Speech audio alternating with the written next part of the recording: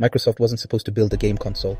At least that's what most people believed in the late 1990s. They were the company behind Windows, Office, Internet Explorer, the software giant that powered millions of computers around the world.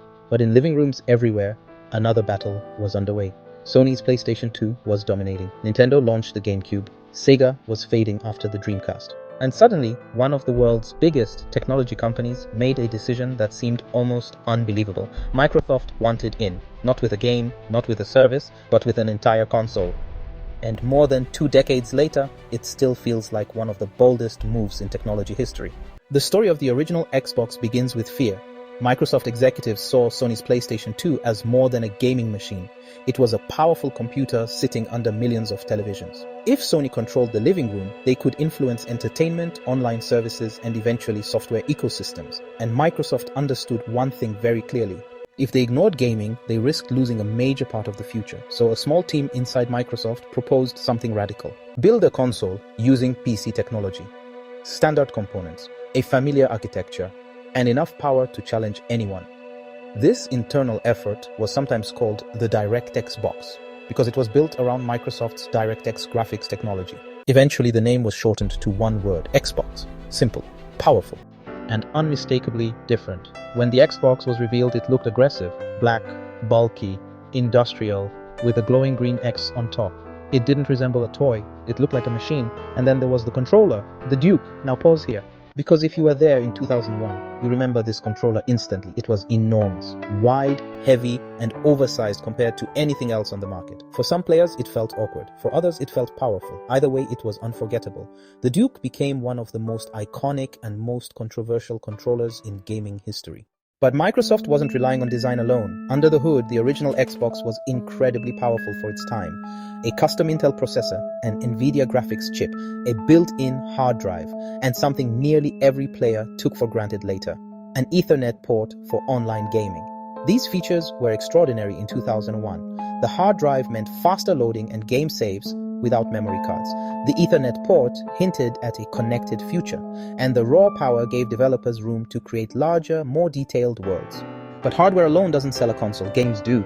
And Microsoft needed a title that could define the entire platform. They found it in a project called Halo, and that changed everything.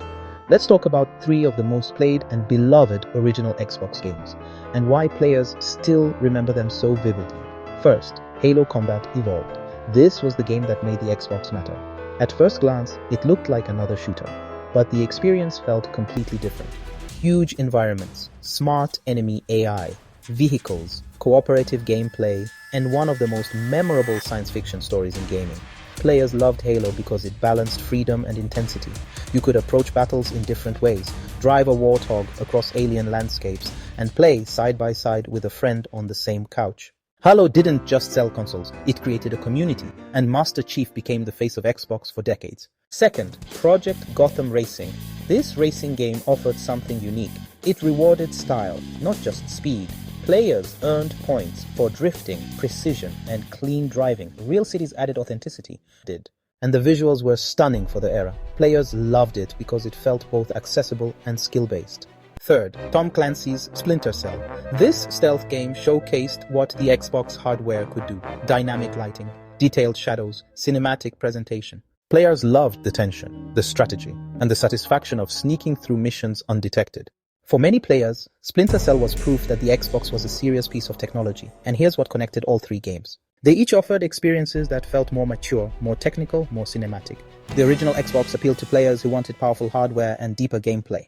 But perhaps the Xbox's most important feature wasn't a game at all, it was Xbox Live. In 2002, Microsoft launched a unified online service for console gaming. Before this, online play on consoles was inconsistent and fragmented. Xbox Live changed that. One account, friends lists, voice chat, competitive multiplayer. It sounds normal today, but at the time it felt revolutionary. And it laid the foundation for modern online gaming. Now imagine the early 2000s, bulky CRT televisions, wired broadband connections, headsets with one earpiece, late-night matches with friends. The Xbox wasn't just a console, it was becoming a social platform. But despite all its innovation, the original Xbox had flaws, and some were impossible to ignore. First, the Duke controller. Its oversized design made it uncomfortable for many players, especially those with smaller hands. Microsoft eventually introduced the smaller controller S, which became the standard in many regions. But the Duke remains one of the most infamous controllers ever made. Second, the console's size and weight. The original Xbox was large, heavy, and difficult to fit into some entertainment setups. Compared to competitors, it felt almost industrial. Its design was memorable but far from compact. Third, limited support in Japan. Despite Microsoft's ambitions, the Xbox struggled badly in the Japanese market. Many local players preferred homegrown brands like Sony and Nintendo. Without stronger regional momentum, global growth was more challenging. And yet, despite these weaknesses, the original Xbox achieved something remarkable. It proved Microsoft belonged in gaming. By the end of its life cycle, the Xbox sold more than 24 million units worldwide. That was far less than the PlayStation 2. But for a first-generation console from a brand new competitor, it was an extraordinary success. More importantly, it established the foundation for everything that followed. Halo became a flagship franchise, Xbox Live transformed multiplayer gaming, and Microsoft became a permanent force in the console industry. Looking back today, the original Xbox feels deeply nostalgic. The green startup animation, the futuristic sound effects, the weight of the Duke in your hands, LAN parties, split-screen battles. Late nights discovering online gaming for the first time.